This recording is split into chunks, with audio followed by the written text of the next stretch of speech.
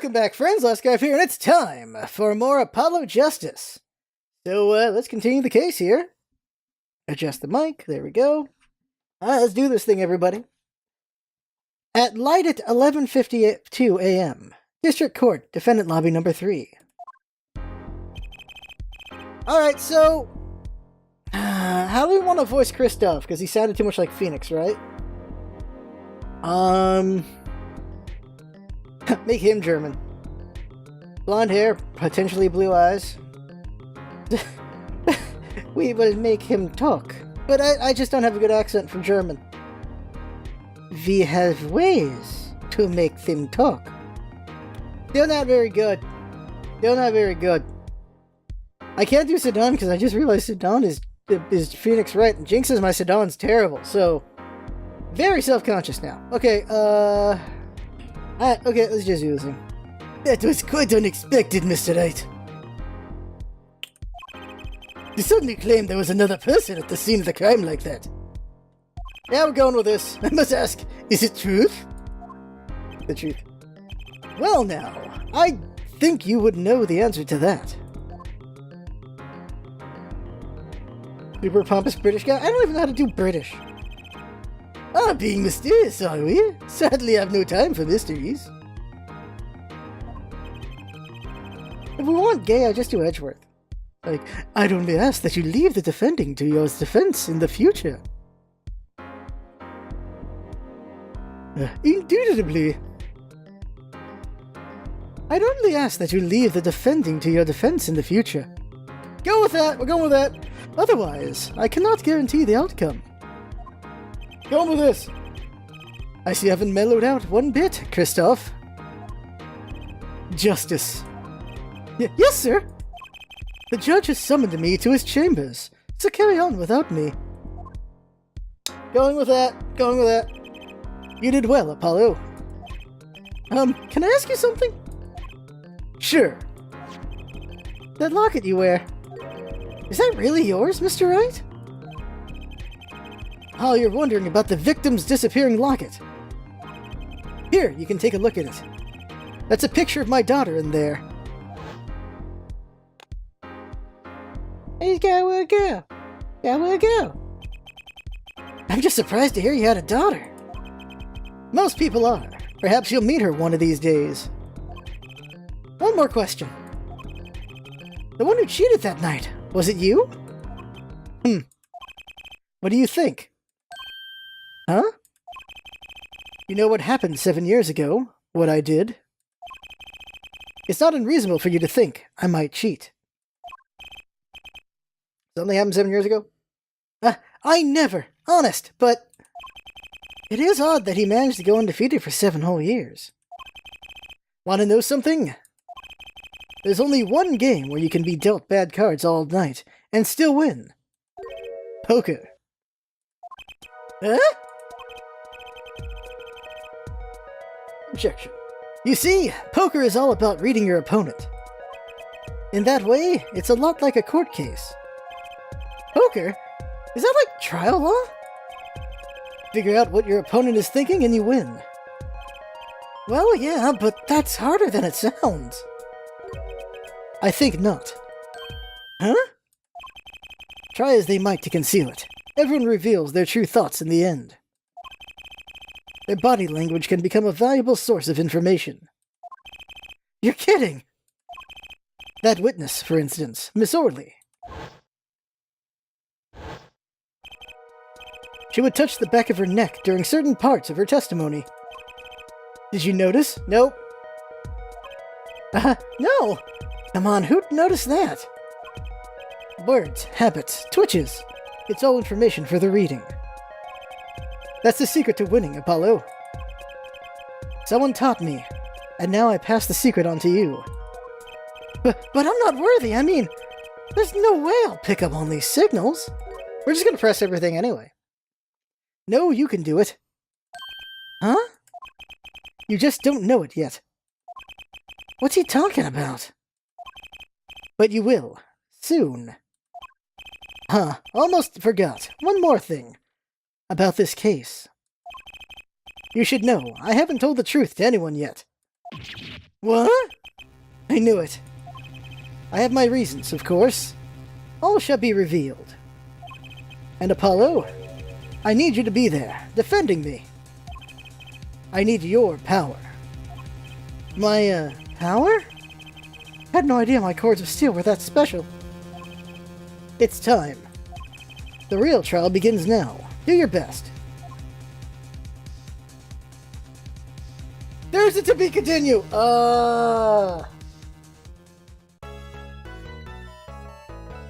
That's the new save music? Okay. Do not turn off power. I don't even know what contempt of court really is. Light it, 12:14 p.m., District Court, Courtroom number 2. Number 2? Thought we were going to number 3. Guess not. Court will now reconvene. As a witness, Miss Olga Orley recovered. Yes, Your Honor. Well, she's regained consciousness. Perhaps we can hear her version of the events again? I already forgot his voice. That's the thing, you see. She's quite fatigued. You're looking a bit fatigued yourself, Mr. Payne. Sadly, fatigue is insufficient grounds for refusing to testify or prosecute. The defense would like to request that Miss Orley take the stand. Very well. The witness will take the stand. I feel like the judge might be my most developed voice right now. Perhaps you could repeat your name and profession? Or perhaps you'd rather admit that you're a poor liar and a poor loser. Yeah. Not. What? There it is!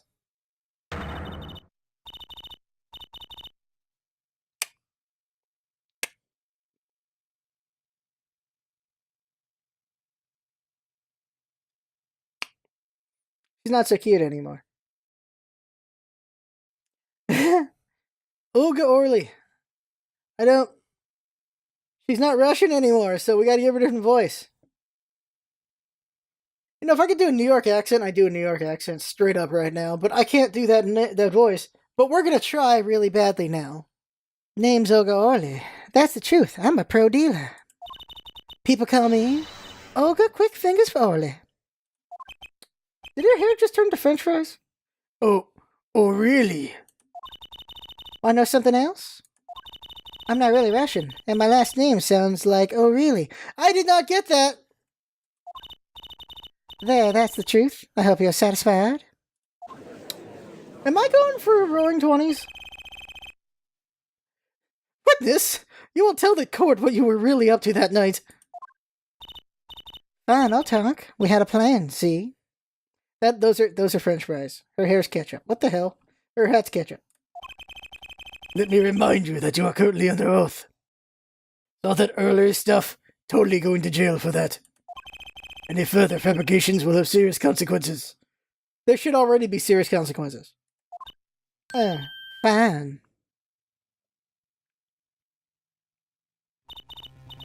Like I said, I'm a pro. That guy Smith hired me to do what I do best. I was planted at the Borscht Bowl Club several days prior to the night of the game. As a waitress. So you were in cahoots with a victim? Not that he needed my help. Smith is a well-known poker player in some circles. But winning wasn't the main purpose of this game. It was about destroying a legend. The unbeatable Phoenix Wright. The plan was simple. Elegant, really. You see, we set up a trap of sorts. I was to plant a card in Phoenix's pocket back beforehand, and then deal 5 aces during one of their games. When the hands were revealed, Smith would call him out and search Wright. Phoenix is enjoying this a little too much in this shot. He would then pull out the planted card and the trap would snap shut. You swapped the cards! Exposed as a cheater and losing on top of it, it would have made a great double play. Just like that, the legend would be dashed to pieces. Indeed. Getting caught red-handed at cheating would cast doubt on all his prior wins. A 7-year legend destroyed by one little card. That was the plan. Oh, really, Ollie? How droll. But it appears you made quite the mistake. A mistake? I agree. The trap was elegant. She's got steak fry hair. Like, those are steak fries for hair. Yet what happened to that planted card? Hey, that's right!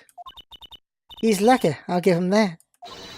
You'd have to be to slip free from a trap laid by Ogre Quickfinger's Ollie. Oh, really? The witness would be much cuter if she dispensed the evil mastermind shtick. See? He agrees. Cute? Who wants to be cute? Ah, I'm not cute, I'm bad. You hear me? Bad.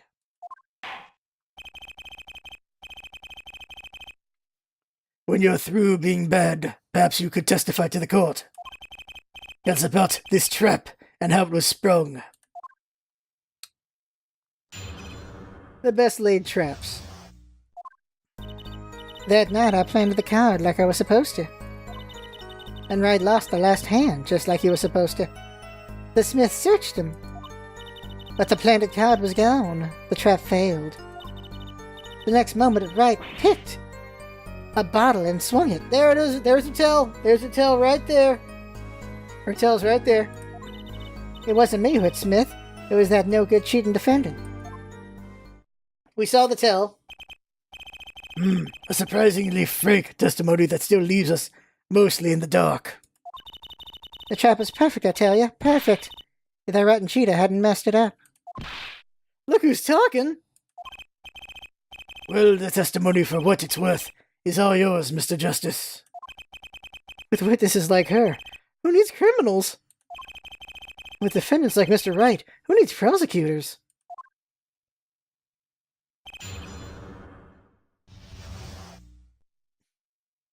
The best laid traps. Presser. This planted card. Which card was it exactly? The trump card. The 5 of hearts. What? 5 of hearts? Let me guess.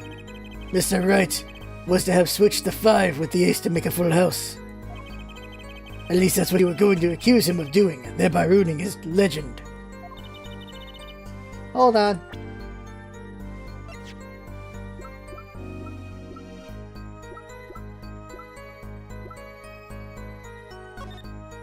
Is that supposed to be the 5 hearts right there?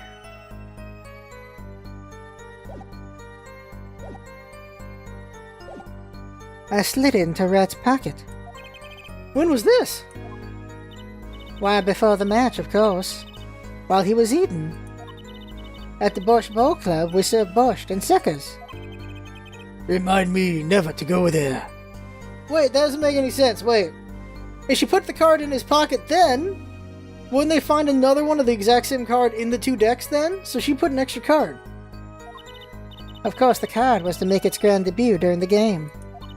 Like a good borscht, a good plot must be cooked up early and allowed to thicken.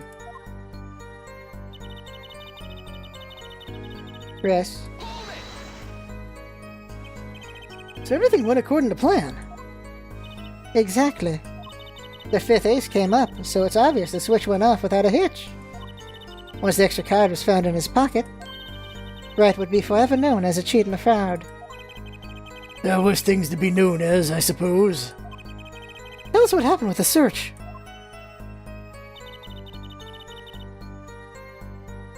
Press. The card disappeared? Yeah, my trump card, the 5 of hearts. Gone, without a trace. Poof, zippo. Maybe he just found it in his pocket and tossed it back in the deck. We searched every nook and cranny. Even inside his cute little hat, really. But the card was nowhere to be found. Is this correct? Never in my long, storied career. Never has Quickfinger's Ole been so readily duped. Oh, really? So what did happen to that 5 of hearts? Don't look at me. Why don't you ask that cheating, lying, two-faced defendant? She's the one who's gonna put the card on him. But the 5 of hearts is still missing in action. There's the lie. Pressure on it. Wait, isn't that a little odd? What's odd? You searched Mr. Ryder thoroughly and found nothing? Which means he didn't cheat, which means he had no reason to strike the victim. Well... The hell was that? What was that just now? I sensed something. He's got really good ears? That's his power? Something wrong, Mr. Justice? No, nothing, Your Honor. What to do? Should I press her a little harder? Keep pressing your guard. Do it. Miss Orley, you're hiding something. What are you talking about, you? I'm gonna break that camera. Me, quick fingers Orley, hiding something. Oh, damn it. The defense will refrain from baseless accusations. I have one question for the witness, then. You say you saw the moment the defendant hit the victim. Is this true? Of course it's true. I did see it, honest. She's still lying. I saw him hit him. Oh! With my own eyes, I saw it. What's this weird vibe I'm getting? They're introducing powers? Yeah, he's Matt Murdock, apparently? That witness, for instance, Miss Orley. She would touch the back of her neck during certain parts of her testimony. Did you notice? There it is. Touching her neck, was it? I can see the Matrix! What the balls?! Wait.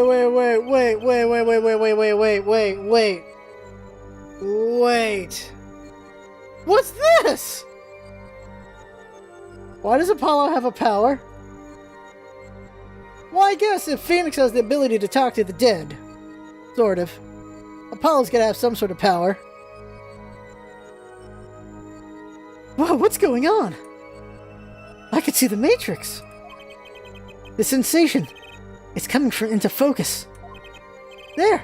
That twitch! It's so clear! It's like I could perceive her habit like I couldn't before. Why is this a power?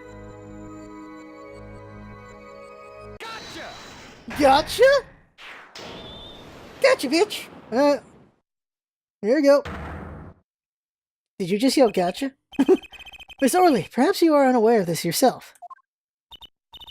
Unaware of what? Whenever you get to a certain part of your testimony, you touch the back of your neck with your left hand. My neck? So what? What indeed, Justice? I hadn't noticed anything of that sort. What are you staring at, sir? When she says that part of the testimony, she's subconsciously recalling something. Her body reacts to the memory and she touches her neck. I'm sure of it. A memory? Would someone care to explain what he's babbling about? This is highly unusual, but let's ask the defense. You claim the witness is remembering something. Maybe you have evidence of this memory to show us? Her habit is scratching her neck whenever she talks about the moment of the crime. So what would remind her most of the moment of the crime? Miss Orley, whenever you recall the crime that night, you scratch your neck. I've noticed it happens when you think about the moment of the crime. There must be some reason behind this habit of yours. I believe the weapon that left an inerasable impression on your neck is this. The only weapon can be the bottle. She got hit with the bottle? Whenever she talks about the moment of the crime, she touches her neck. And it reminds us more of that moment than this bottle. The murder weapon. But something doesn't fit. If you were only the witness to the crime, why would that make you touch your neck like you're in pain? What's he talking about? It was Mr. Smith, the victim, who was hit. Not you! This is confusing, what?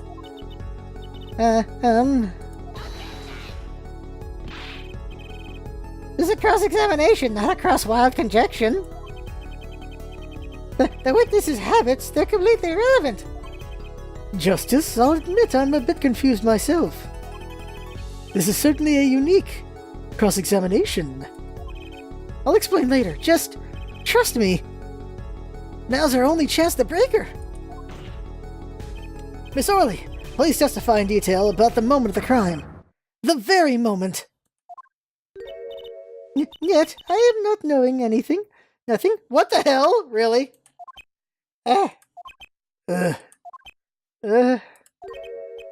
We know you're not Russian. The witness will testify, please. No. Takes it right back off. Fine.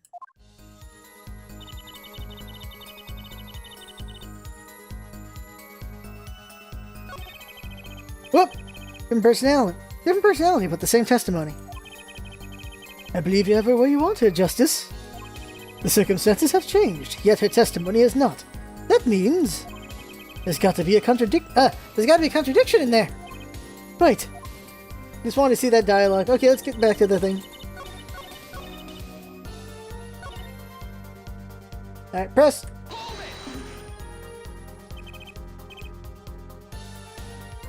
You seem uneasy. You try sitting up here. Her eyes are darting all over the place. I must be getting warm. Tell me, after the crime, what was the defendant like? He must have been stunned by the weight of his crime. He sat in a daze at that table until the cops came. Intriguing. I believe you've gotten all the testimony that you're going to get out of this witness. So what do you think about her testimony? I'll tell you what I think. Her testimony is flawed. It's basically bogus. It contradicts the evidence. What's that? Well, show us this evidence, Mr. Justice. This evidence that you claim contradicts the testimony. You didn't let him out of her sight until the cops got there. I know there's some evidence that contradicts that. You mean the cell phone? Miss Orley, we have a record here that clearly contradicts what you said. It states that the police were alerted by a report from the defendant. And we know that the defendant left the room, climbed the stairs, and made that phone call from the first floor of the Borscht Bowl Club. So explain how you kept your eyes on the defendant when he left the room entirely. No, the borscht! I mean, not the borscht, the lobster! Who was holding the lobster? The man who picked up a bottle and swung it that night wasn't the defendant.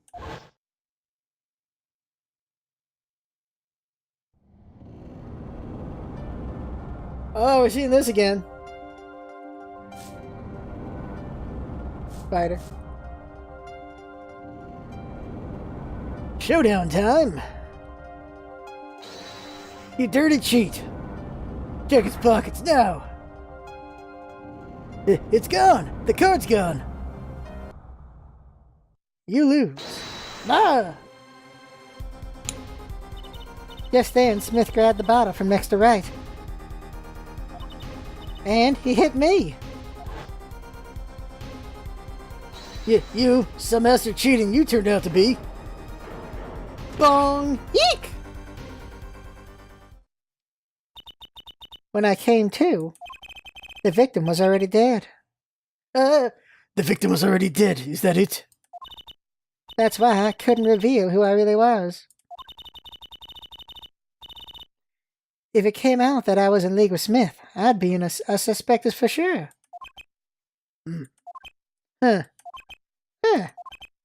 Well, where does this leave us? Madness! This is madness! I'm dreaming! This is Sparta, buddy. It must have been me who was hit with a bottle, and I'm imagining all of this. It appears our prosecution is at his wit's end. And frankly, I can't blame him.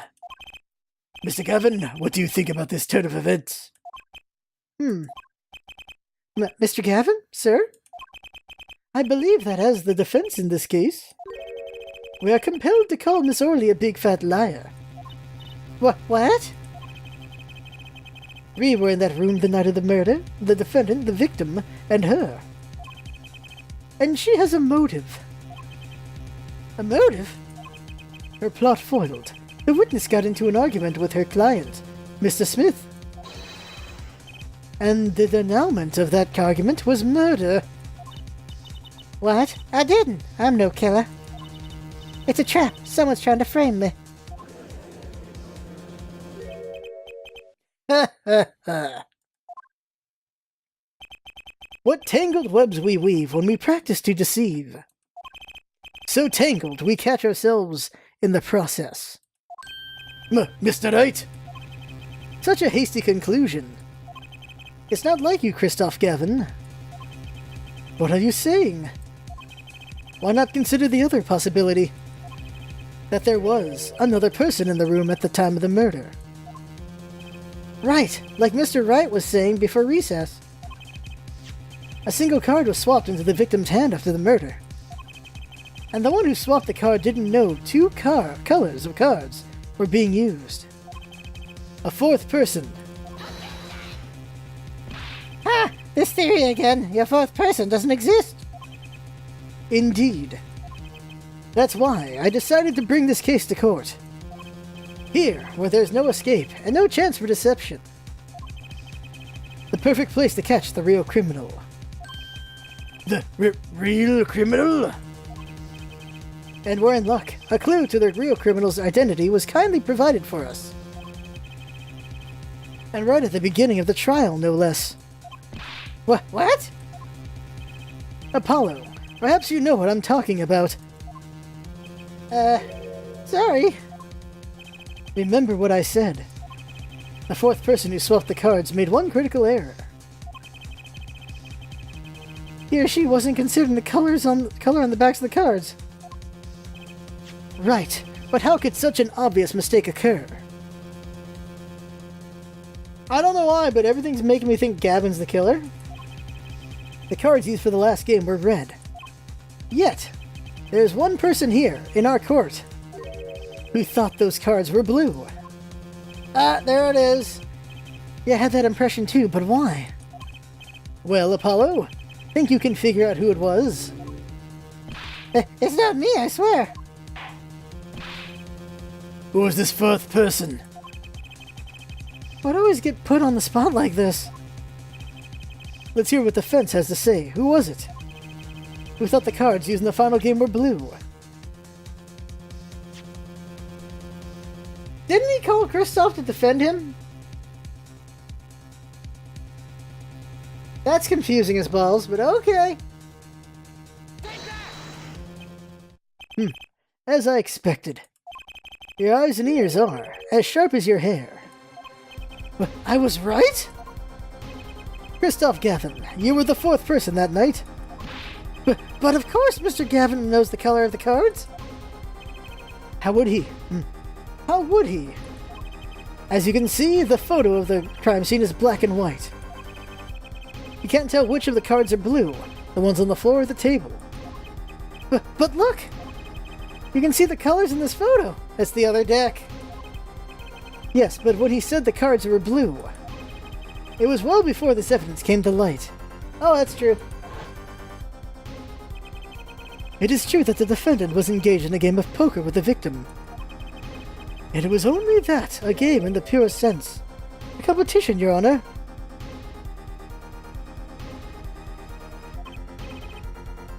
A competition? Yes, a test of wits. A silent clash of passions. Only the cards, their backs wreathed in blue flame, know its final outcome. I got it before the game told me. Well, Christoph? Well, Christoph? Mr. Gavin? Mr. Gavin, is something the matter? Oh, no, nothing. Excuse me, it was just so sudden. Right? You aren't seriously accusing me, are you? Oh, Christoph. You know even I never take a joke this far. This has gone beyond ridiculous, beyond dumb. This is insanity. The defendant accusing his own defense attorney of murder? I assure you, I'm quite sane. But what possible connection could Mr. Gavin have to the victim? I wasn't aware that I had a connection to Mr. Smith either. Yes, but Mr. Gavin and the victim have never even met. Well, what if they have? Huh? There's a possibility after all. They may have met that night before the game started. What are you suggesting? Is this the truth Mr. Wright was staying silent about? Well, only one thing to do. Mr. Wright, the defense would like to request that you testify to the court. The defense would like to request no such thing. Mr. Gavin? Testimonies must relate to the court. Testimonies must relate to the case. How could anything happening before that game of poker be related?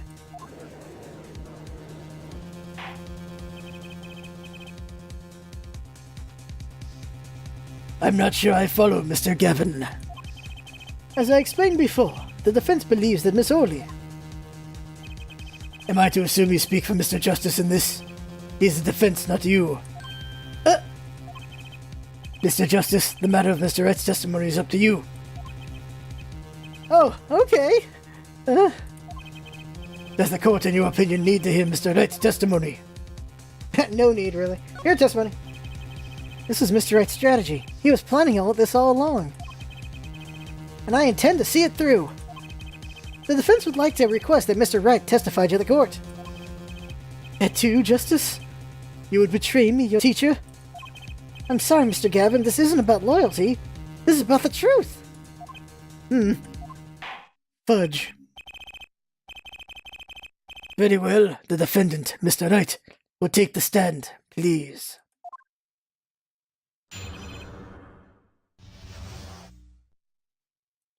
Appetite before murder. Okay. Get some water in me.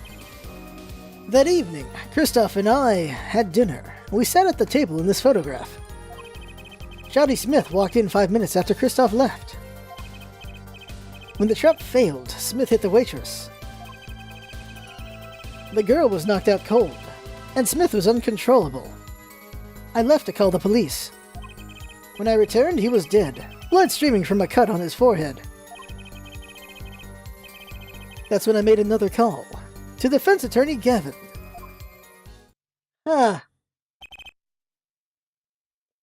Mr. Gavin, you were at the Borscht Bowl Club the night of the murder? I dine with him rather frequently. And he talked to the defendant on the phone directly after the murder? Quite against my will, I had become involved in a murder. I thought I might be in need of a lawyer, so I called him. You were planning this all along, weren't you, Wright? It's because you wanted to drag me into your little murder trial. The only thing I want is the truth. As I did back then, and now. I thought my office was doing you a favor when we took on your defense. It appears that I was wrong. Very well, the defense may cross-examine the witness. Justice? Sir? He's lying, and you're going to expose him. Understood, sir. Mr. Gavin versus Mr. Wright? This can't end well. Why can't I have a normal trial?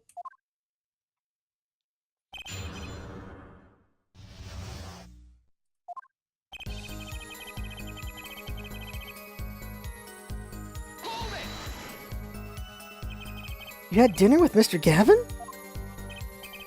Yes, he dines with me at the Borscht Bowl Club quite frequently. We were enjoying a usual dinner at our usual spot as usual. Usual? I always eat at the table closest to the piano. I see. Where Mr. Smith was sitting. But the plates and such on the table were from your dinner? Indeed, the remnants of my meal with Christoph. We dined for 2 hours, and then Christoph left after all. After that.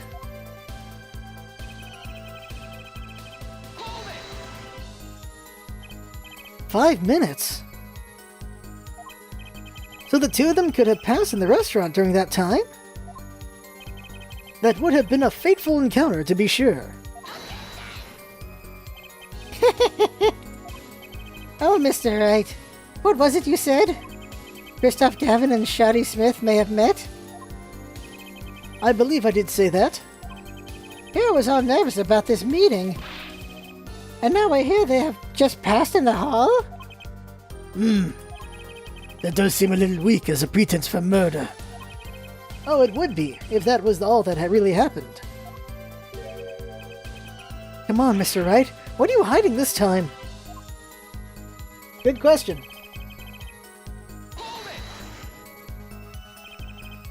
About this failed trap. This is the same trap that Miss Olga Orley mentioned. The plan was simple, elegant really. You see, we set up a trap of sorts. I was to plant a card in Wright's pocket beforehand, and then deal 5 aces during one of their games. When their hands were revealed, Smith would call him out and search Wright. He would then pull out the planted card, and the trap would snap shut. You swap the cards.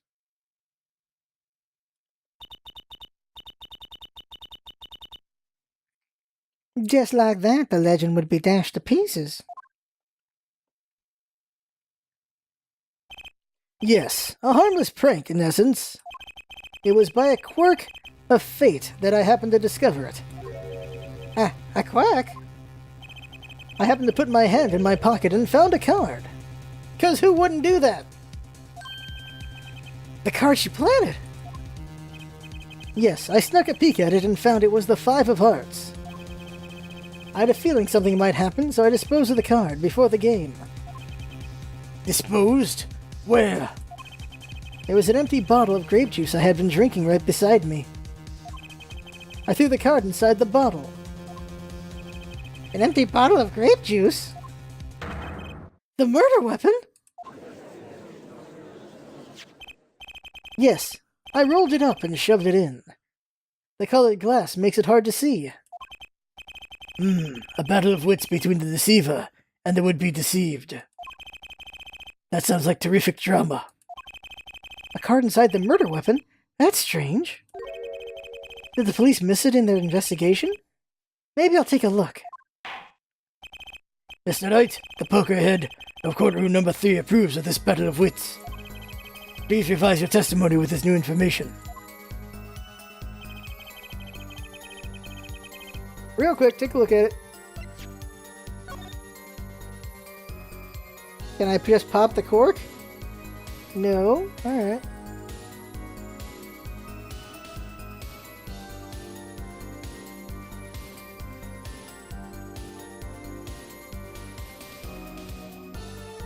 Is that it? Bottle's completely empty. Yeah, we say it's completely empty, so what the hell? I discovered the trap during the game and disposed of the card in the bottle. We'll just press him, not do the evidence yet. Why in the bottle? I perceived my opponent's intent immediately. I'm used to entrapment, you see. I knew what was coming. Oh, so you struck first. I like that. I know every trick in the book. They don't work on me. At least when you get lucky and stick your hand in your pocket, they don't.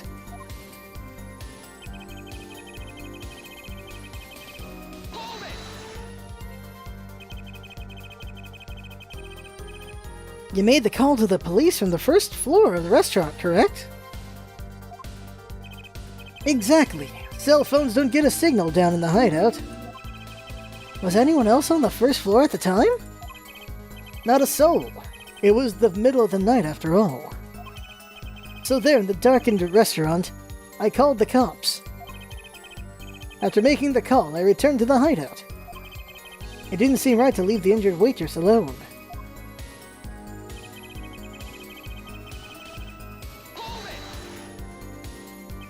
And when you returned, the victim was already dead, yes. I'll admit, I was a little startled when I walked in. A little? He was bleeding from his forehead after all. I guess I'd be startled too if I walked in on a scene like that.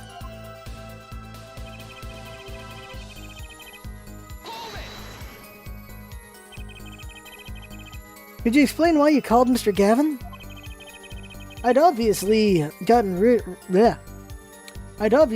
involved in a rather sticky affair, and I figured Kristoff's law offices would give me a friend rate for my defense fees. Ah, glad to hear you intend to pay.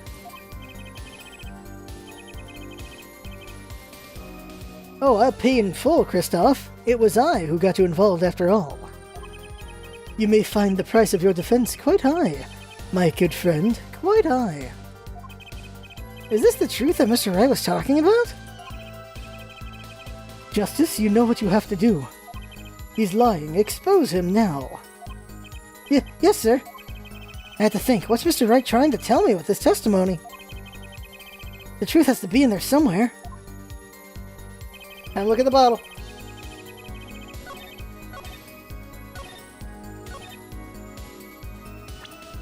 Here we go.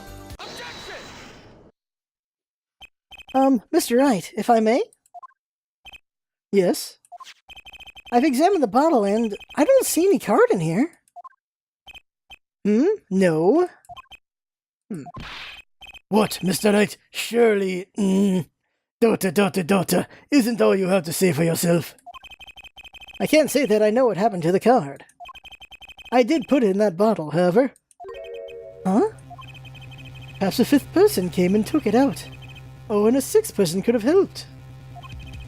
Mr. Gavin, Mr. Wright is your client. My apologies, Your Honor. I won't have a disparaging our investigation either. We looked inside that bottle. There was nothing.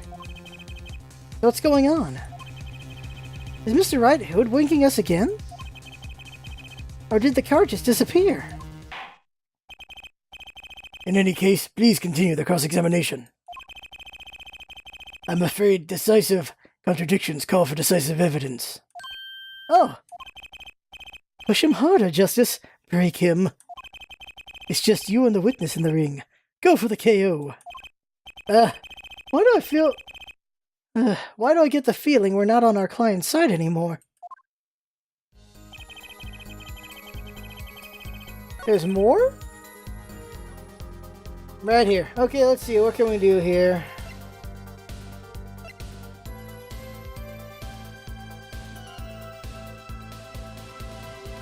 It's got to be right here, because this is his tell, isn't it? Alright, we're going to go down the line. I have no idea. Oh, wait. There it is. How could he see the cut? Mr. Wright, if I may? Yes? Take a look at this photograph of the crime scene. See the victim here? He's wearing a hat. I wouldn't think you could see blood on his forehead. Huh. Good point. What the hell? Justice? Next time you point out an inconsistency, put a little more oomph into it. Mr. Knight, can you explain this to the court? Ah, I forgot to mention something. I was the one who put that hat on his head. Huh? You put the hat on the dead man's head? He wore it through our entire poker game. After calling the police when I returned to the scene, his head was in full view, shining bright, just like in this photograph. And I picked his hat up off the floor and put it on his head. Why did you do such a thing like that? All I can say is, I'm sorry. But that's the only thing I touched at the crime scene. So, Miss Orley didn't see it. It being the victim's, his head? I think not. She was out cold. I believe I was the only one who witnessed his head. Here we go again. Mr. Gavin? Pardon? Just seems that our client is determined to lie his way through this case. Hey, he's still our client, isn't he? I believe that's enough of that. Mr. Gavin? This witness's testimony is more like a travesty. It's riddled with lies. I'm beginning to see how you came to lose your attorney's badge 7 years ago. Well, you certainly have a unique way of treating your clients, Christoph. I never knew. I believe it was you who threw the first stone. Mr. Wright, if you intend to ever tell the truth about this case, it's now or never. Don't be misled. I haven't told a single lie here. Huh? When I noticed the trap, I put the card in the bottle to dispose of it. And when I put the hat on the victim's head, let's just say I had a reason for doing that as well. A reason? That reason is right here. Your cell phone? That night, recall that I spoke with defense attorney Gavin after calling the police. Just in case I recorded our conversation. What's this? Now that we're all here, I see no reason why I shouldn't play it back for the court. Uh-oh! Christoph, I seem to be in a bit of trouble. What's this? Game not going well? Something like that. The gentleman who challenged you, he turned out to be good? He turned out to be dead. Someone hit him hard. You mean someone cracked that flawless bone china plate? Why would he say that? It wasn't you, was it? That gave Phoenix the clue right there, him saying that. Bone china pate. Bone china pate, not pate. Me, please. The cops should be here any minute. I'm in your hands, should it come to that.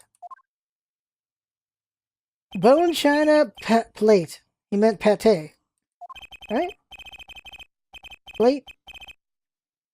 Yeah, pate. There it is. A kind of porcelain, very smooth and shiny, but not plate, but pate. I believe he was referring to a certain gentleman's balding forehead. Or maybe pate, I don't know. The court appreciates the defendant's discretion in not indicating my forehead. Wait a second, something's not right about that phone call. After Mr. Gavin ate dinner with you, he left the Borscht Bowl Club? How else would he see under that guy's hat? Unless the hat was off, that's what he means. Most certainly. Then how did he know? When did he see this bone china plate? Oh, that's right. Yes. That was when I began to see my good friend in a different light. Troubled, I returned to the crime scene. And when I spotted Mr. Smith's head again, I realized exactly what was wrong. Well, Mr. Gavin, the stage has been set. Perhaps you would like to explain this to the court. Exactly how did you come by your privileged knowledge of the victim's head? So this is your reason. The reason why you put the victim's hat back on. Your point, Mr. Gavin? It's come down to this, has it?